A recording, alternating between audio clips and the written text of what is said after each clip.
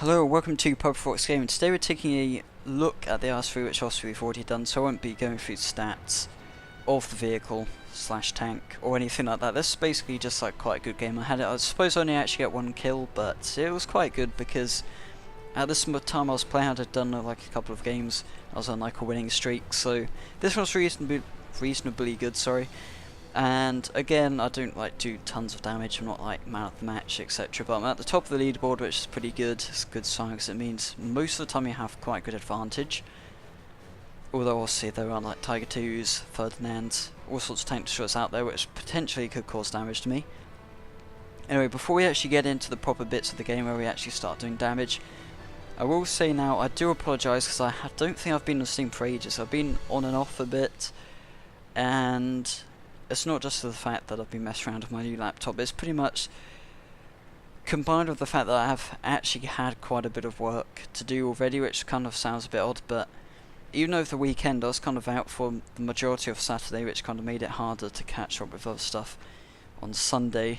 And simply put, I mean, it does seem to be like quite a bit more work, because it's not only like, it's like in R6 form anyway, basically there is no kind of schedule. I'm assuming it's the same for everyone. It's like the teachers can give you homework when they feel like you need it, kind of thing. So it's a bit like there is no schedule. So one night I may only have 2 pieces, but then another night I may get like a piece of homework for pretty much every lesson I had in that day. In which case you can see it kind of stacks up quite a lot, and you've got quite a bit of work to do. Anyway, we'll get to the point of what's gone on so far with this game. Essentially, it started off, there was like I think it was a Panzer III/4 was having a bit of a spout with, I think it was a T-30 485. For some reason they were shooting each other, and essentially what kind of annoyed me in this is there were hundreds of, I mean, that little medium tank down here, yeah, he got shot at and then shot back, and yeah, you can see he's on 40% health. Although what did annoy me about these tiny little medium tanks is for some reason they kept on like crashing into us.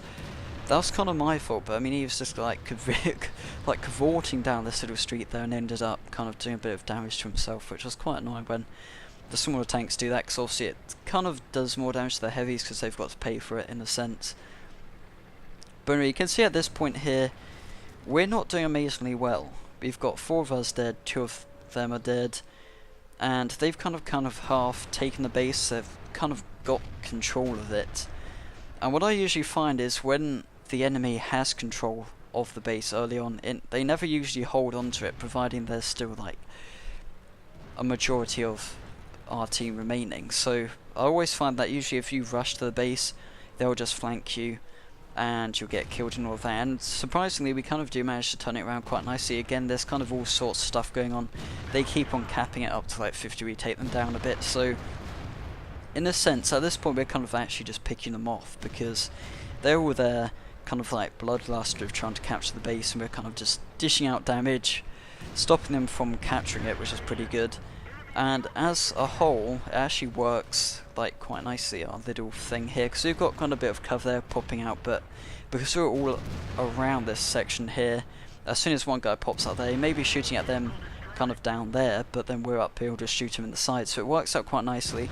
The AMX 5100, I think I got 2 shots into him. The first shot was extinguished by a manual or automatic fire extinguisher, although I don't think I actually showed that, sorry, I'm getting all my words mixed up today. Don't think I did show that, and essentially I set him on fire and he like instantly went out, so either that was automatic or something, but anyway, we did actually kill that guy. Take a hit from the IS there, which is kind of a bit stupid because I wasn't actually like pointing my armour towards him whatsoever, although at that point there I was just trying to aim at that little VK2801, which I managed to shoot, as you saw, but I left him on 1%, so effectively I could have got 2 kills there, but I didn't. And you've kind of seen that although I have only got 1 kill, I have like kind of dished out quite a bit of damage, which is nice. We got that guy there. It says I did 700 damage, of course I didn't, that was probably combined with T28 prototype.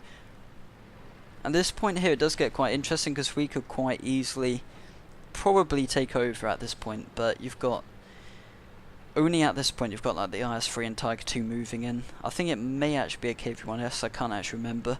But yeah, at this point they're kind of like making a last stand, trying to get in and destroy us. And in fact, at this point I don't actually do too much more, I'm kind of trying to keep hold of the base, because a lot of them like drive off and go elsewhere, whereas I kind of try and keep some sort of like investment in the cap circle.